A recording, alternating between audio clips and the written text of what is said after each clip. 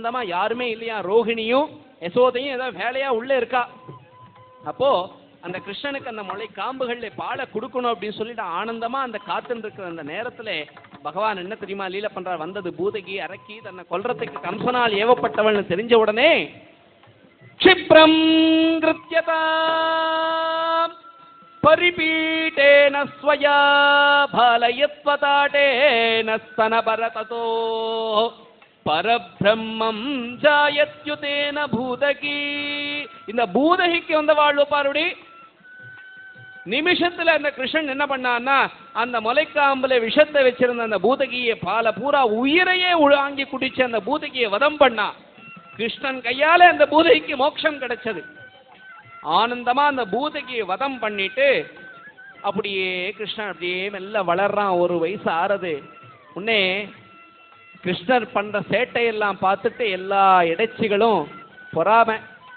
கம்சனுடைய மற்றொரு நண்பன் சகடாசுரன் அப்படிங்கிற அரக்கன், அவன் என்ன பண்ணான்னா வண்டி சக்கரத்தினுடைய வடிவாக கிருஷ்ணனை பார்த்து வேகமா உருண்டு வர்றான். 1வது வயசுலயே கிருஷ்ணனுடைய சேட்டை பாருங்க. சும்மா அப்படி தொட்டில இருந்த கிருஷ்ணன் தன்னுடைய இடது காலால அப்படி எட்டி உதச்சான அந்த சகடத்தை, சகடம்ங்கிற அந்த வண்டி சக்கரத்தை. பொசுக்குன்னு தூள் தூளா தூள் தூளா அந்த சகடாசுரன் பதபதப்போட இறந்து போனா. அந்த சகடாசுர வதத்தையும் 1 வருஷத்துல 3 மாசத்துல பூதகியை கொன்னா. ஒரே வருஷத்துல சகடாசுரனையும் கொல்றான். அப்புறம் 2 பேரையும் கொன்ன உடனே இவாளுக்கெல்லாம் பயம் வந்துடுத்து. என்னடி ஊரெல்லாம் புகழ புகழ இந்த கிருஷ்ணனுக்கு திருஷ்டி பட்டுடுத்தோன்னு கருப்பு மையி சாந்து பொட்டிட்டு வண்ணமாக குழந்து நினையோன மண்டளந்தானுக்கு வைத்தான் அண்டங்காக்கை மீன்.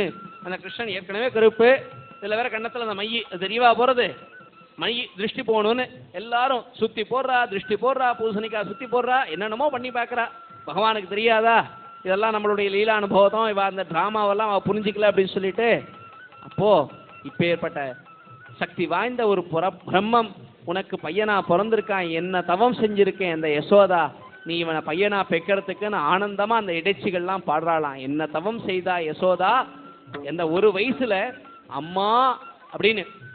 இப்பெல்லாம் குழந்தை பிறந்துடும், பிறந்த உடனே இங்க இங்க இங்க அப்படிங்கும். இப்பெல்லாம் அம்மான்னு சொன்ன உடனே ஸ்கூல்ல சேர்த்து உடனே 1வது வயசு ஸ்கூல் ஸ்கூல் அம்மான்னு கூப்பிடுச்சா, ரைட் ரைட் ரைட். ஆனால் அந்த காலத்துலலாம் இப்படி கையெடுத்து இப்படி தொடணும்.